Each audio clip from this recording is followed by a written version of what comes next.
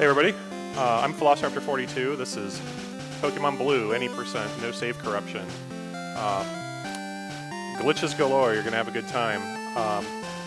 My commentary here is Pseudo Trainer. Hello, I also speedrun Pokemon. I've done some glitch runs like this as well, and it's going to be a good time. Gen 1 is a really glitch-filled game, and this is going to be a really cool run.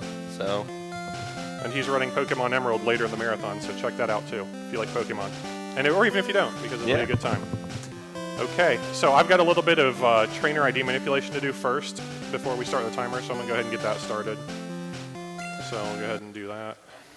So to just talk through while he does the manip, kind of what's happening is, so when he hard resets the console, the RNG seed is always the same, and because old games, we can actually frame perfectly buffer intros with all these tricks he's doing here. So he is soft resetting there, which keeps the same RNG seed, and then he's kind of doing all these things. By the time he hits new game, his trainer ID should be exactly where he wants, which is what he'll need later on for the run. So all these things are just advancing the game frame perfectly in a way that he can do it. Go. Yes. That was my job, so I already failed as a commentator. Woo! So right away, normally in Pokemon, we kind of just name our trainer A or something short, but this is the most readable name in the world. Perfect! Manef! And then our rival, obviously, he just gets to be a normal name here. He gets to be Red. And at the start of this run, it's going to appear very normal at the start. We're going to do a few things of options here. So really, that's just setting the text to fast and turning off battle animations. We're not really going to need to change anything else. Normally, in another run, the last one you'd also change, which is your battle options. But in this run, you don't have to. And a little bit about what no save corruption is. It's kind of called better any percent by a lot of people. You can beat this Pokemon Blue in a minute and like 18 seconds, okay? Using a thing called save corruption. In this category, we're going to be excluding that, and he's still going to beat this game very quickly, which kind of shows how broken Gen 1 is.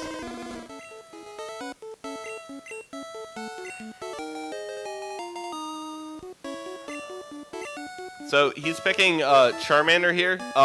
This kind of matters for a manipulation coming on later. So the RNG manipulation hasn't stopped. We're going to be doing some during the run as well. There's a few manipulations that you could do later, and he's opting for the fastest one and kind of the most optimal and best one in my opinion, where you just pick Charmander and you don't nickname him. So this first fight is kind of annoying. It's not nearly as bad as like the glitchless run of Gen 1 because you fight a Bulbasaur that knows Growl. Now Squirtle knows Tail Whip, which means that often you don't have a really slow fight here, but if you get really unlucky, you can actually die in this one, which doesn't happen too much in the normal any percent glitchless. And 2 crits, that's good. And actually, dying here actually is the fastest way to go, but I got 2 crits, so that was actually pretty good for winning. Because when you die, you don't get the level up, and he says less when you, right here. And you don't get the money, so it saves a little bit of time to die. But Squirtle rarely cooperates with you.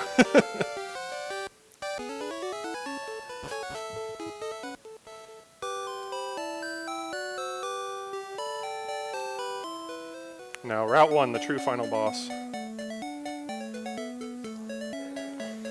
World record for this category was actually set like a week ago, and that stood for like 9 months or something like that. Same runner beat his world record, and the really funny thing is all community members said like, oh, you can't beat the current world record with an encounter in Route 1, and he did that. He's been saying for a while, oh, you can totally do it. So a lot of what this category can be is grinding Route 1 and just hoping for no encounters. With such a short run, you can't really take more than one if you're going for like PB attempts, and Route 1 you can get a lot. I've gotten 5. The most I've ever had is 7. But we got 0. Well, dang it. Oh. Rip. Rat-a-tat! Woo! What level 3? It's not even the cool level 4. Womp womp.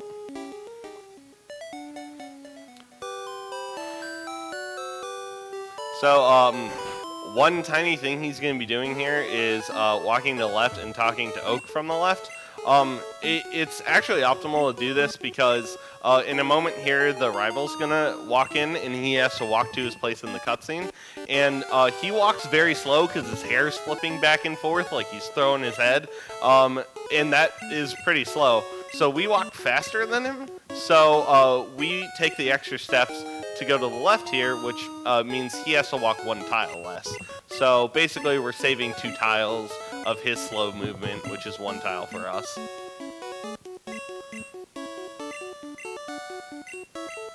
Oh no, that town map, whatever will we do? Right? We don't need a map. My favorite thing is in the yellow version of this run, they actually, how their manip works is they don't get the town map, but there's town maps in almost every city you can go and like interact with, and their manip depends on using a town map. Well, 1 encounter, that's not bad. That is very good. I'm glad that dude moved immediately back right, because I was kind of grimacing because he moved left. Yeah, that thing can block you. And Philosoraptor here is doing optimal movement, which is basically we're loading him so he has the least likely chance to block us by the time we get there. But that dude can block you and can keep repeatedly moving right in your way. So we are going to be doing a manip here.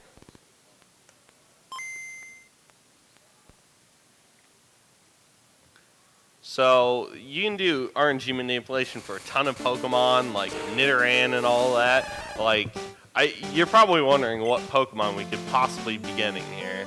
And you'll see in a moment, it's probably the best Pokemon in the entire world. We're gonna get a Spearow of all things.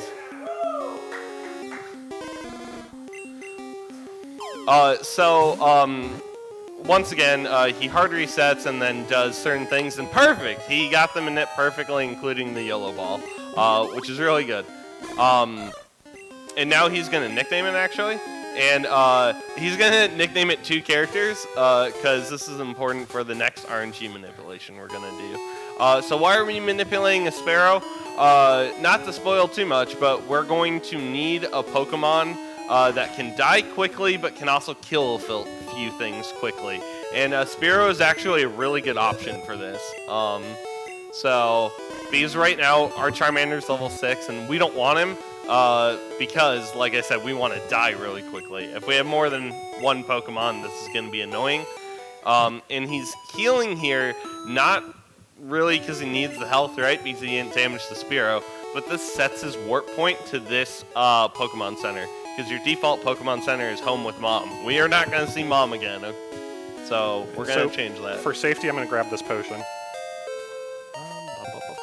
Yeah, there's a potion in that tree. Don't ask me why. It makes no sense.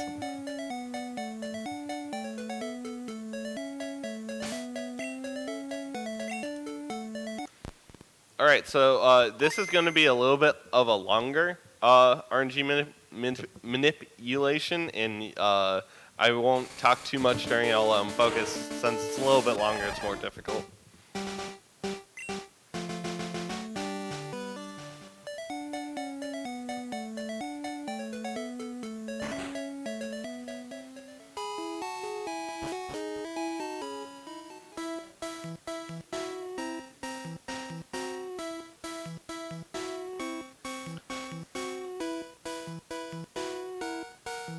So we're manipulating no counters in here, and then we're going to try to get an encounter near the very end of the forest.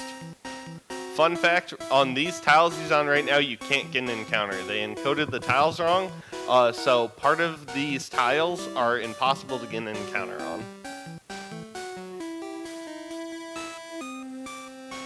Alright, I'm still going to be quiet because this part is probably the most important.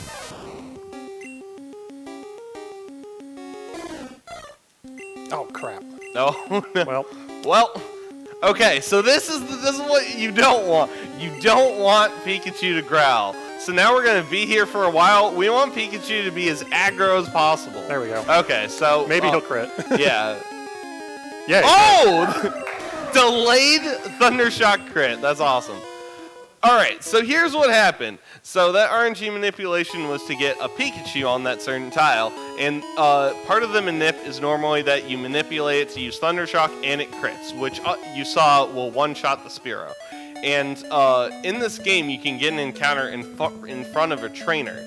So right now, the game actually thinks it's in a battle, because as the trainer was blacking out and warping back, it initiated the trainer battle. So you're going to see something weird.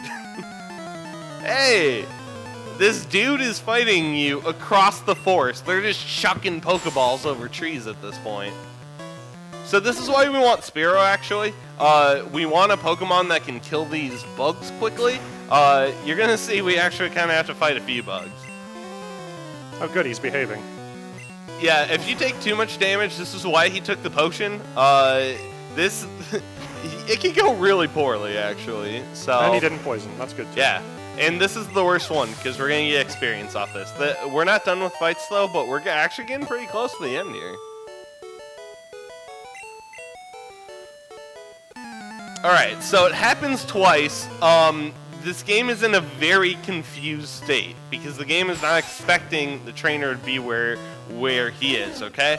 So, when you re-enter the area, you're basically re-triggering the area because you're walking back on that tile twice. Because the game thought you were on that tile, you re-entered the area, it set your location, started another battle on top of the one you're a battle. So now we're exiting this double battle state and we're going into a zero battle state. But the game is still in a very glitched aspect. So he's being very careful. This game is very on the brink of crashing right now because entering two battles is not good. Yes? Come on. Yes. Okay. So that's like one of the biggest crash points is walking up and starting to fight this guy. There's one more crash point. That one isn't as likely, if I recall correctly. So we're almost through the thick of it. So now we're fighting this trainer in particular, and this is where trainer ID finally comes into play. So in this glitch state, the game doesn't know what to do. So we're trying to fight this guy, and we've manipulated our trainer ID to do something special after we fight this trainer. No bug crits at all, actually, except for that the last hit on the Weedle that didn't matter. The worthless crits, Yeah. as all Pokemon speedrunners love. Alright, so let's hope here. Yeah! Woo! Alright, so now we're in the Hall of Fame, and time is going to be coming up here.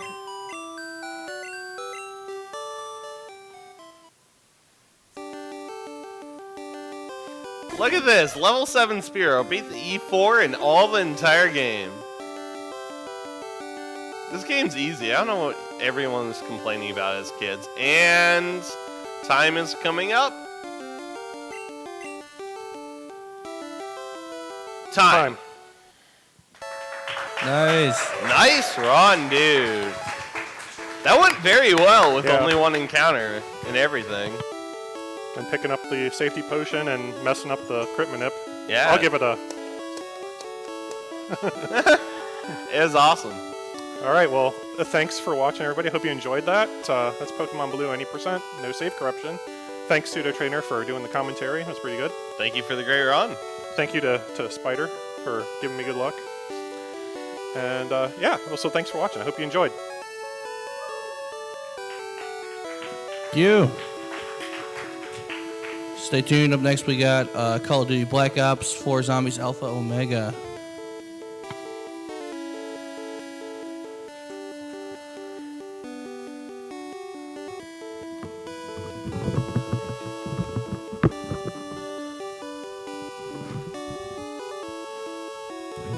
Correction, it's Zelda 2 Adventure of Link coming up next.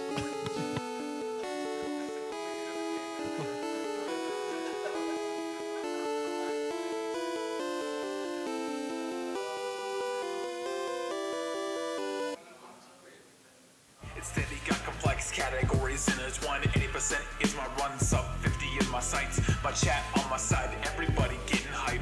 I put in over 700 attempts. RNG is hitting hard.